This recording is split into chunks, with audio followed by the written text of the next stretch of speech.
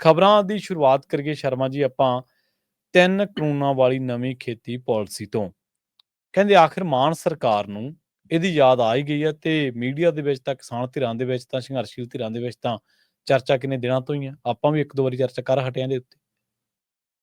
ਬਿਲਕੁਲ ਪ੍ਰਵੀਨ ਜੀ, ਜਿਹੜੇ 3 ਖੇਤੀ ਕਾਨੂੰਨ ਕਿਸਾਨ ਦਿੱਲੀ ਦੀਆਂ ਬਰੂਹਾਂ ਤੇ ਬੈਠ ਕੇ 1 ਸਾਲ ਤੋਂ ਵੱਧ ਵਕਵਾ ਬਤਾ ਕੇ 700 ਵੱਧ ਕਿਸਾਨਾਂ ਦੀ ਸ਼ਹਾਦਤ ਤੋਂ ਬਾਅਦ ਵਾਪਸ ਕਰਾ ਕੇ ਆਏ ਸੀ ਜੀ। ਉਹ 3 ਖੇਤੀ ਕਾਨੂੰਨਾਂ ਨੂੰ ਕੇਂਦਰ ਸਰਕਾਰ ਇਹ ਕਹਿੰਦੀ ਕਿ ਲਓ ਜੀ, ਤੁਸੀਂ ਕਹਿੰਦੇ ਹੋ ਖੇਤੀ ਸੂਬਾਈ ਮਸਲਾ, ਲਓ ਫਿਰ ਅਸੀਂ ਸੂਬਿਆਂ ਨੂੰ ਛੱਡਤਾ ਜੀ, ਆ ਮਸਲਾ ਸੂਬੇ ਤੇ ਪਰ ਫੈਸਲਾ ਲੈ ਕੇ ਉਹਨੂੰ ਲਾਗੂ ਕਰਨ। ਪਰ ਜੇ ਉਸ ਕਿਸਾਨੀ ਸੂਬਾਈ ਮਸਲਾ ਹੈ, ਜੇ ਮੰਡੀ ਦਾ, ਪੈਦਾਵਾਰ ਦਾ, ਇਹ ਸਾਰੇ ਮਸਲੇ ਸੂਬਾਈ ਨੇ, ਤਾਂ ਫਿਰ ਪਾਲਿਸੀ ਵੀ ਸੂਬਾ ਬਣਾਊਗਾ, ਕੇਂਦਰ ਥੋੜਾ ਬਣਾਊਗਾ। ਪਰ ਤੁਸੀਂ ਖਰੜੇ ਤਿਆਰ ਕਰਕੇ ਸੂਬਿਆਂ ਨੂੰ ਭੇਜਤੇ ਕਿ ਇਹਨੂੰ ਲਾਗੂ ਕਰ ਦਿਓ।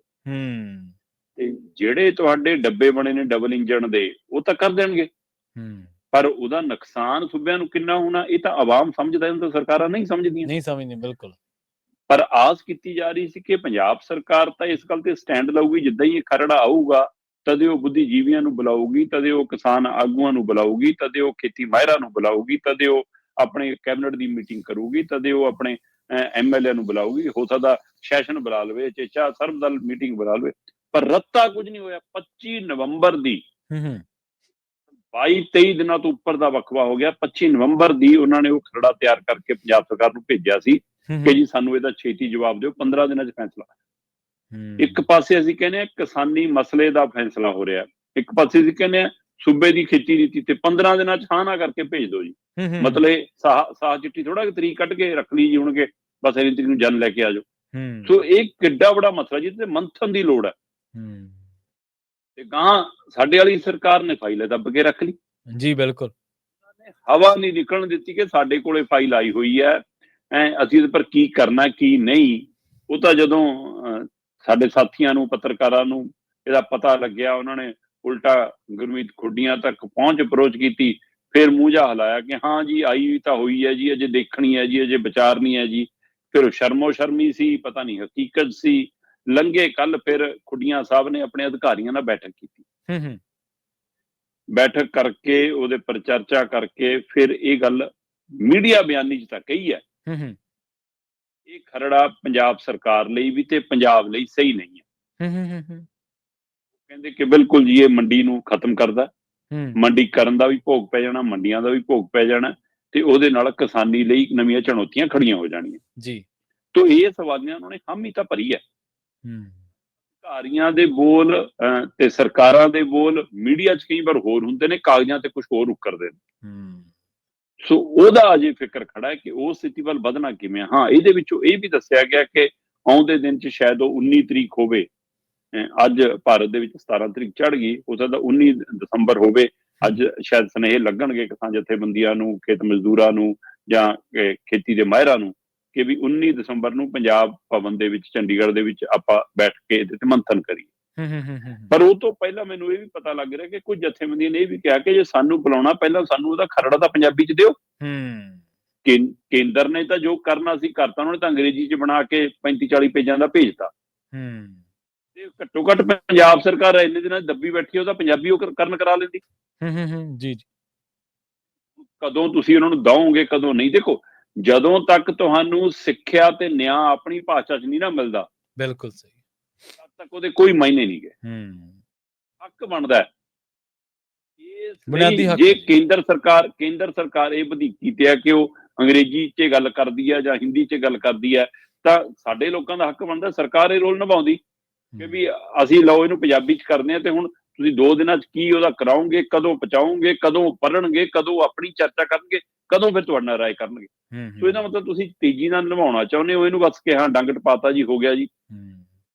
ਚੰਗਾ ਹੁੰਦਾ ਕਿ ਤੁਸੀਂ, ਜੇਕਰ ਤੁਹਾਨੂੰ ਸਹੀ ਰੂਪ 'ਚ ਸਪਸ਼ਟ ਹੈ, ਤੁਸੀਂ ਕਿੰਨੇ ਕੁਝ ਬੰਦਿਆਂ ਨਾਲ ਫੋਨ ਤੇ ਵੀ ਰਾਬਤਾ ਤੁਹਾਡਾ ਹੋ ਚੁੱਕਿਆ ਹੈ ਖੁੱਡੀਆਂ ਸਾਹਿਬ, ਤੇ ਤੁਸੀਂ ਠੋਕ ਕੇ ਕਿਉਂ ਨਹੀਂ ਕਹਿੰਦੇ ਕਿ ਸਾਨੂੰ ਇਹ ਮਨਜ਼ੂਰ ਨਹੀਂ ਹੈ ਜੀ। ਹਾਂਜੀ, ਬਿਲਕੁਲ ਬਿਲਕੁਲ, ਕਿ ਅਸੀਂ ਆਪਣੇ ਹਿਸਾਬ ਨਾਲ ਬਣਾਉਂਦੇ ਹਾਂ ਜੀ, ਸਾਨੂੰ ਦੇ ਦਿਓ, ਅਸੀਂ ਆਪਣਾ ਲਾਗੂ ਕਰ ਲਾਂਗੇ ਆਪੇ। ਉਸਦੇ ਉੱਤੇ ਤੁਹਾਡੀ ਆਪਣੀ ਖੇਤੀ ਨੀਤੀ ਵੀ ਅਜੇ ਤੁਰੀ ਫਿਰਦੀ ਹੈ। ਉਹ ਸਾਰੀ ਪ੍ਰਕਿਰਿਆ ਦੇ ਵਿੱਚ ਅਜੇ, ਚਲੋ ਮੈਂ ਕਹਿੰਦਾ ਠੀਕ ਹੈ, ਇਹ ਪਹਿਲ ਕਦਮੀ ਤਾਂ ਕੀਤੀ ਸਰਕਾਰ ਨੇ, ਸ਼ਾਬਾਸ਼ੀ ਹੈ ਕਿ ਤੁਸੀਂ ਆਪ ਵੀ ਮੀਟਿੰਗ ਕਰ ਲਈ, ਤੁਸੀਂ ਕਿਸਾਨ ਜਥੇਬੰਦੀਆਂ, ਖੇਤੀ ਮਾਹਿਰਾਂ ਦੀ ਮੀਟਿੰਗ ਲਈ ਵੀ ਸਮਾਂ ਤੇ ਸਥਾਨ ਤੈਅ ਕਰ ਲਿਆ। ਪਰ ਕੀ ਇਹ ਮਸਲਾ ਛੋਟਾ?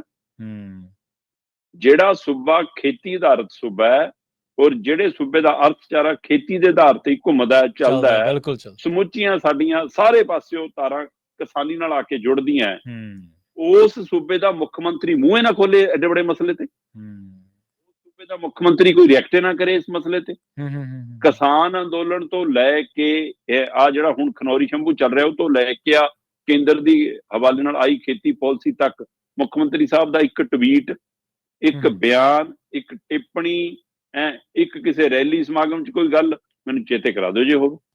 ਸੋ ਜਨਾਬ ਦੀ ਚੁੱਪ ਕਈ ਸਵਾਲ ਖੜੇ ਕਰਦੀ ਆ ਕਿ ਜੇ ਮੁਖੀ ਇਸ ਮਸਲੇ ਤੇ ਬੋਲਣ ਲਈ ਤਿਆਰ ਨਹੀਂ, ਕੀ ਇਹ ਸਿਰਫ ਡੰਗ ਟਪਾਈ ਆ ਕਿ 25 ਨਵੰਬਰ ਦੀ ਆਈ ਹੋਈ ਫਾਈਲ ਦੇ ਉੱਤੇ 16 ਨਵੰਬਰ ਨੂੰ ਮਾੜੀ ਮੋਟੀ ਗੱਲ, 16 ਦਸੰਬਰ ਨੂੰ ਮਾੜੀ ਮੋਟੀ ਗੱਲ ਕਰ ਲਓ ਤੇ ਬਸ ਬਾਅਦ ਚੋਂ ਦੇਖਦੇ ਆ ਜੀ। ਸੋ ਹੁਣ ਦੇਖਦੇ ਆ ਜੀ ਕਿ ਜਦੋਂ ਜਥੇਬੰਦੀਆਂ ਦੀ ਮੀਟਿੰਗ ਹੁੰਦੀ ਆ ਉਹਦੇ ਵਿੱਚ ਗੱਲ ਕਿੱਧਰ ਨੂੰ ਵੱਧਦੀ ਆ। ਮਸਲਾ ਬਹੁਤ ਵੱਡਾ ਹੈ, ਪੰਜਾਬ ਦੇ ਲਈ ਬਹੁਤ ਵੱਡਾ ਹੈ। ਇੱਕ ਤਰ੍ਹਾਂ ਨਾਲ ਸਹੀ ਰੂਪ 'ਚ 3 ਖੇਤੀ ਕਾਨੂੰਨਾਂ ਨੂੰ ਨਵੀਂ ਪੈਕਿੰਗ ਦੇ ਵਿੱਚ ਪੰਜਾਬ ਭੇਜ ਦਿੱਤਾ ਗਿਆ ਔਰ ਇਹ ਪੰਜਾਬ, ਹਰਿਆਣਾ, ਸਮੁੱਚੇ ਮੁਲਕ ਦੇ ਲਈ ਅਜਿਹੀ ਪਾਲਿਸੀ ਖਤਰਨਾਕ ਹੈ ਕਿਉਂਕਿ ਸਾਡਾ ਮੰਡੀਕਰਨ ਖਤਮ ਹੋਊਗਾ, ਸਾਡਾ ਆੜਤੀਕਰਨ ਵੀ ਨਾਲੇ ਮੁੱਕੂਗਾ ਤੇ ਉਹਦੇ ਨਾਲ ਸਾਰਾ ਸਿਸਟਮ ਸਾਡਾ ਡਗਮਗਾਊਗਾ।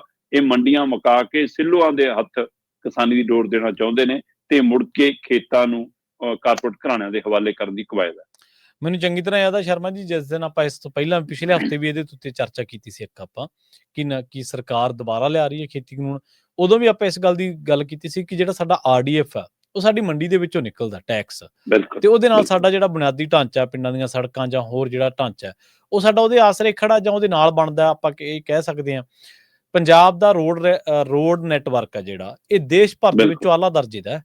ਪੰਜਾਬ ਦੀਆਂ ਢਾਣੀਆਂ ਤੱਕ ਸੜਕਾਂ ਬਣੀਆਂ ਨੇ, ਕਿਸੇ ਹੋਰ ਸੂਬੇ ਦੇ ਵਿੱਚ ਇਸੇ ਨਾਲ ਫੰਡ ਦਾ ਹਵਾਲਾ ਨਾ, ਇਸੇ ਫੰਡ ਦਾ ਹਵਾਲਾ। ਹਾਂਜੀ, ਉਹ ਕੇਂਦਰ ਨਹੀਂ ਦਿੰਦਾ, ਫਸਲ ਚੋਂ ਹੀ ਸਾਨੂੰ ਮਿਲਦਾ, ਸਾਡੀ ਫਸਲ ਚੋਂ ਸਾਨੂੰ ਮਿਲਦਾ। ਬਿਲਕੁਲ, ਮਾਰਕੀਟ ਕਮੇਟੀ ਦੀ ਫੀਸ ਤੁਸੀਂ ਉਹ ਕੱਟਦੀ। ਹਾਂਜੀ ਹਾਂਜੀ ਹਾਂਜੀ। ਆੜਤੀਆਂ ਨੂੰ ਤੁਸੀਂ ਆਪਣੇ ਏਜੰਟ ਬਣਾਉਣ ਲਈ ਉਹਨਾਂ ਦੀਆਂ ਕਟੌਤੀਆਂ ਤੇ ਆ ਗਏ। ਹਾਂਜੀ ਬਿਲਕੁਲ ਬਿਲਕੁਲ। ਤਾਂ ਕਿ ਉਹ ਸਿੱਲੋਂ ਦੇ ਏਜੰਟ ਬਣੇ, ਉਹਨਾਂ ਨੂੰ ਕੀ ਲਾਲਚ ਦਿੱਤਾ ਜਾ ਰਿਹਾ ਕਿ ਤੁਸੀਂ ਹੁਣ ਤਾਂ ਫੇਰ ਵੀ ਮੰਡੀ 'ਚ ਤੰਬੂ ਲਾਉਨੇ ਹੋ, ਕੰਡਾ ਲੈ ਕੇ ਜਾਂਦੇ ਹੋ, ਇਹਨਾਂ 4 ਬੰਦੇ ਰੱਖਦੇ ਹੋ, ਇਹਨਾਂ ਓਏ ਤੋਏ ਸੁਣਦੇ ਹੋ, ਚਾਹਾ ਪਲਾਉਂਦੇ ਹੋ, ਸਵੇਰੀ ਤੁਹਾਡੇ ਕੁੰਡੇ ਖੜਕਾਉਂਦੇ ਨੇ ਆ ਕੇ, ਫਿਰ ਤੁਸੀਂ ਕੁਛ ਨਹੀਂ ਕਰਨਾ। ਤੁਸੀਂ ਆਪਣੇ ਬੰਦੇ ਬਸ ਸਾਡੇ ਸਿੱਲੋਆਂ ਕੰਨੀ ਨੂੰ ਭੇਜੀ ਜਾਣੇ ਆ, ਹੈਨਾ, ਅਸੀਂ ਨਗਦ ਨੂੰ ਚੈੱਕ ਦੇਈ ਜਾਣੇ, ਉਹਨੂੰ ਚੈੱਕ ਦਿਆਂਗੇ, ਤੁਹਾਡੇ ਖਾਤੇ 'ਚ SMS ਆ ਜਾਊਗਾ ਜਦੇ, ਤੁਹਾਡਾ ਕਮਿਸ਼ਨ ਨਾਲ ਦੀ ਨਾਲ। ਇਹ ਲਾਲਚ ਦੇ ਕੇ ਉਹਨਾਂ ਨੂੰ ਏਜੰਟ ਬਣਾਇਆ ਜਾ ਰਿਹਾ, ਏਜੰਟ ਬਣਾਇਆ। ਪਰ ਜਿਹੜਾ ਮੈਂ ਕਹਿੰਦਾ ਠੀਕ ਹੈ, ਬਹੁਤ ਵੱਡਾ ਮਸਲਾ ਹੈ, ਇੱਕ ਵੱਖਰਾ ਮੰਥਨ ਹੈ ਕਿ ਆੜਤੀ ਕਿਸਾਨ ਨੂੰ ਕਿੰਨਾ ਨਿਚੋੜਦੇ ਨੇ, ਕਿੰਨਾ ਝੂੰਡਦੇ ਨੇ, ਹੈਨਾ। ਪਰ ਜਿਹੜੀ ਮੌਕੇ ਦੀ ਥੁੜ ਪੈਂਦੀ ਹੈ, ਹੋਵੇ ਜੀ 10 ਵਜੇ ਖੋਲੂਗਾ ਤੇ 10 ਵਜੇ ਵੀ ਅੱਧਾ ਗੇਟ ਖੋਲਦਾ, ਸੰਗਲ ਲਾਇਆ ਹੁੰਦਾ ਉਹਦੇ ਵਿੱਚ ਉਹਨੇ ਕਿ ਸਿਰ ਨਮਾ ਕੇ ਲੰਘੋ, ਹੈਨਾ। ਤੇ ਇਸ ਲਈ ਉਹ 10 ਵਜੇ ਖੁੱਲੂ, ਅੱਜ ਛੁੱਟੀ ਹੈ ਜੀ, ਪਰ ਆੜਤੀ ਦਾ ਬੂਹਾ ਕਿਸਾਨ ਰਾਤ ਨੂੰ 11 ਵਜੇ ਵੀ ਖੜਕਾ ਲੈਂਦਾ, ਸਵੇਰੇ 3:30 ਵਜੇ ਵੀ ਖੜਕਾ ਲੈਂਦਾ, ਹੈਨਾ। ਉਹ ਪ੍ਰਕਿਰਿਆ ਜੇ ਖਤਮ ਹੋ ਗਿਆ, ਕਹੂਗਾ ਮੇਰੇ ਤਾਂ ਕੋਈ ਲੇਗਾ ਦੇਗਾ ਨਹੀਂ, ਬਾਈ ਸਿੱਲੋ ਨਾਲ ਜਾਓ। ਆੜਤੀਆਂ ਨੂੰ ਵੀ ਇੱਥੇ ਰੱਖਣਾ ਪਊਗਾ ਕਿ ਹੋ ਸਕਦਾ ਕਿ ਪਹਿਲੀ ਵਾਰ ਤੁਹਾਨੂੰ 4 ਗੁਣਾ 5 ਗੁਣਾ ਮਿਲ ਜਵੇ।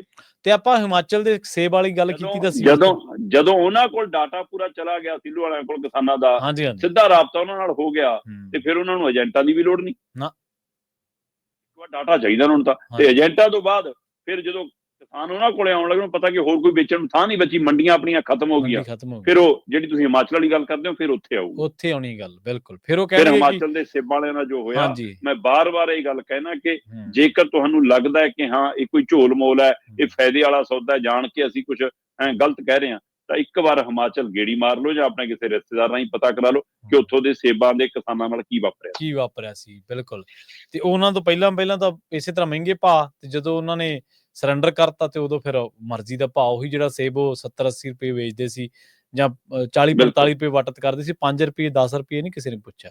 ਸਾਡੀ ਜਿਹੜੀ ਨਹੀਂ, ਜਿਵੇਂ ਉਰੇ ਰੌਲਾ ਪਾਉਂਦੇ ਆ ਨਾ ਕਿ ਇਹਦੇ ਵਿੱਚ ਨਮੀ ਵੱਧ ਹੈ ਜੀ, ਹਾਂਜੀ, ਮੌਚਰ ਵੱਧ ਆ ਗਿਆ ਜੀ, ਇਹ ਤਾਂ ਦਾਣਾ ਸੁੰਗੜ ਗਿਆ ਜੀ, ਇਹ ਹੋ ਗਿਆ। ਫਿਰ ਉੱਥੇ ਹੁਣ ਸੇਬਾਂ 'ਚ ਉਵੇਂ ਨੁਕਸ ਕੱਢ ਕੇ 10 ਕਿਲੋ 'ਚ 1 ਕਿਲੋ ਭਾਅ ਤੇ ਲੈਂਦੇ ਨੇ, 9 ਕਿਲੋ ਨੂੰ ਕਬਾੜ ਦੱਸਦੇ ਨੇ। ਫਿਰ ਉਹ ਹਾਂਜੀ ਬਿਲਕੁਲ। ਤੇ ਦੂਜੀ ਗੱਲ, ਕਿਸਾਨ ਵੀਰ ਦਿੱਲੀ ਦੇ ਅੰਦੋਲਨ ਦੇ ਵਿੱਚ ਸਟੇਜਾਂ ਤੇ ਜਾ ਕੇ ਆਪਣਾ ਦੁੱਖ ਸੁਣਾ ਕੇ ਆਏ ਸੀ। ਹਾਂਜੀ।